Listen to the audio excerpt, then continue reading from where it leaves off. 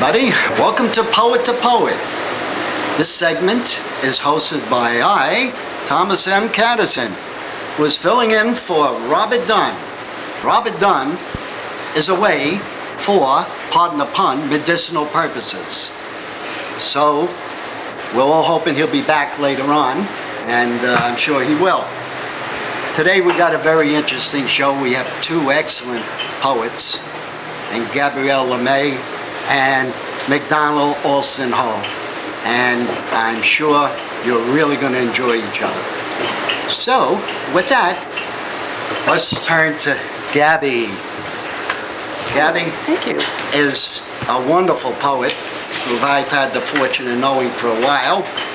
Lives on the Upper West Side of Manhattan. She primarily works out at a West Side YMCA, where she does many workshops. She's also won in 1991 the Writer's Voice New Voice Award for Poetry. She's been published in a number of publications, along with being featured poet at a number of locations in the lower New York area. And with that, let's welcome Gabby. Thank you. Gabby, tell us a little something about yourself. Whoa. Well, I'm a mystery. I love mysteries. Well, I tell you, I love escaping from the city whenever I can. I have a little trailer in the woods I go to when the weather is good, and I'm looking forward to that pretty soon. And that's where I concoct a lot of my poems. Tell us about the woods. And particularly, I have a little insight into this, folks. You have to hear about the cat and the chipmunk. Well, yes, I bring my cat, Mickey Mao, and unfortunately he likes to be a hood ornament. He sits on the front of my minivan and he does his hood ornament thing. But he's also a poet. So Yes. we share poetry together. So. And the cat has a way. I seen a photo one time of the cat and the chipmunk who like to play together. And here was a cat with the chipmunk in its mouth, Yes. sitting at the door, and this is a regular game they play. And then once Gabby comes to the door and acknowledges that they're there, puts the chipmunk down, he runs off, and the chase begins once again. It's become a regular routine, hasn't it? Yes. It's where Well, listen, yeah. before we get into some serious questions, why don't you read us a couple of poems? Okay, well, I'll start with a non-serious, serious poem about a relative of mine who passed away when I was very small. She scared me a lot. Her name was Tanti. And this poem is a little sonnet, and it's called Tanti. We called her Tanti, and that's what she was, a distant auntie, big silent sister to my mother's mother's mother. Because she spoke only rarely, and then with a sinister sneer, her voice would always scare me. Ah, she'd growl, and I'd run whimpering away. Decades later, I've learned she was patient, docile, God-fearing. No romantic escapades for her. Dumbly, grimly, she weathered 94 years of pristine maidenhood. And then she simply died. No one bothered to sell off her things, just sent them to Goodwill. Tanti in a box. Soiled linens. One white kid glove, unworn. 6 gray hairnets, and a gun. Cool. Very Good nice. observation. Very Good nice. observation. Thank you. Very nice. She never used the gun on me, however, but somehow when I was little I Do you knew. find things like that helped you to start writing? Yeah, my family was a good jumping off point. How long have you been writing? A little more than 10 years, I guess. 10 something years? like that. Yeah. How long have you been trying to get published? It's about 4 years, something like that. Well, I'm happy to say you have more than a modest success.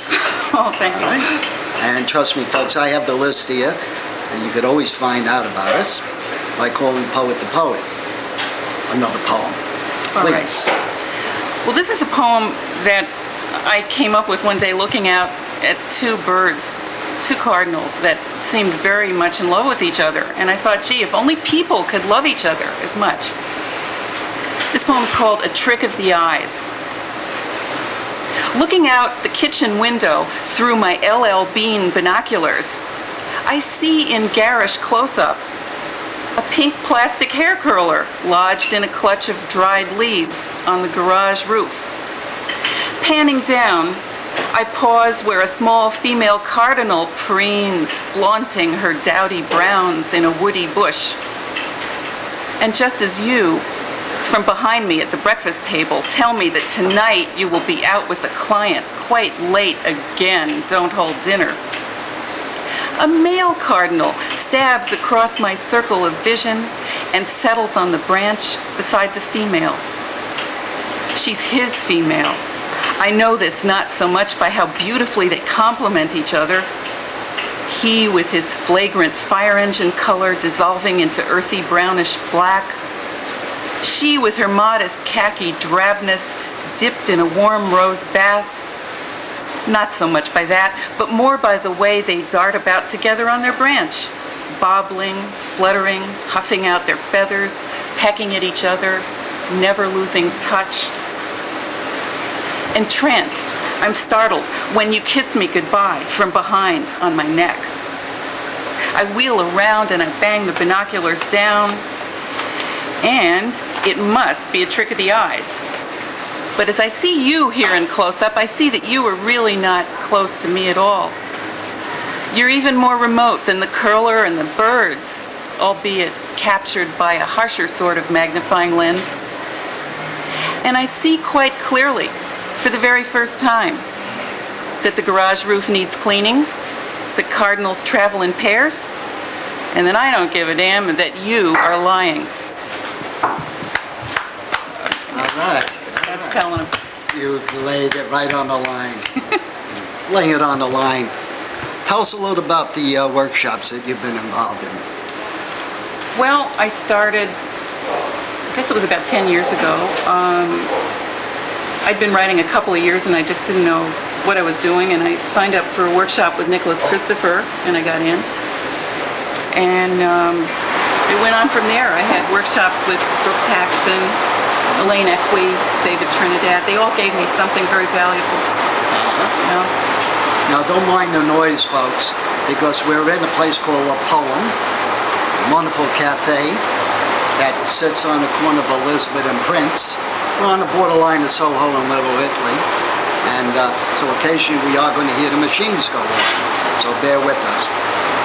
Gabby, what do you feel that you get out of workshops? What do they do as far as enhancing your writing? Well, it does help fine-tune poems. And also to see what other people are doing and how they fall into traps or whatever, that their poems aren't working properly. It's very instructive. And workshops vary depending on who's leading them, whether or not they're giving assignments out or whatever. Do you find conflicts between different workshops? In other words, what you've learned in one, now all of a sudden you have to change? Yes. But I try and pick out from each what I can use, you know. I've had workshops that are very experimental, that, you know, write a poem in all one-word lines, or write a poem in all long lines. Well, that's great for the imagination. Like that. That's Yeah. great. How about another poem? Sure, thank you. This is all about getting older, and I guess being a woman getting older. It's called Spice. My hands deep as hearts in black, cakey dirt jammed up under my fingernails, my hair and my face. I am planting lupine, violets, carrots, hollyhocks, moss, candy stars, and rabbits' feet to canter through.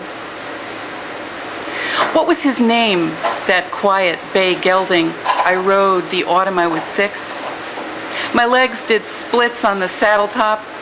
I reached hard for the reins that framed his hot neck, catching bits of inky mane like minnows in my fists as we whooshed through burnished leaves that spilled along the ground like stolen gold. How long will it take for my hands to get really old? When will all these horse things, bee stings, dead corsages, sagging porches, cut glass promises, and crisp new grandiose blooms become more than I can hold. Very nice. Thank you. Very nice. You know, before you read, I think our audience should know one thing. Gabby's imagery doesn't just come in words. She's also a fine illustrator and artist. And matter of fact, our next edition of Medicinal Purposes, not only will we see some of her poetry, but we will be seeing some of that artwork. And with that in mind, give us another one. Well, here's a poem to conjure with in terms of art. I don't want to illustrate it because it's called The Rash. And this is psychedelic, if nothing else. The Rash. On my street, I hear a soft, high-pitched nasal squeal like a dog whine. But the street seems empty, bleached, baked flat, overexposed. I spin around. Chills rise from shadows cast by bashed-in garbage cans that press against my building like ice bags on a headache. More short, piercing whines down by my feet. I lean over the cans, enter the damp shadows, feel the dark emanations, hollow echoes of tiny nails scratching on metal.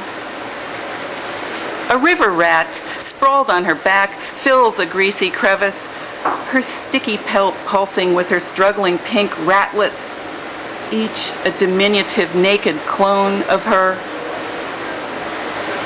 She sneers up at me and lets out a slow hiss, her deadpan hematite eyes spraying a flawless coating of hate all over my face like carcinogenic ash.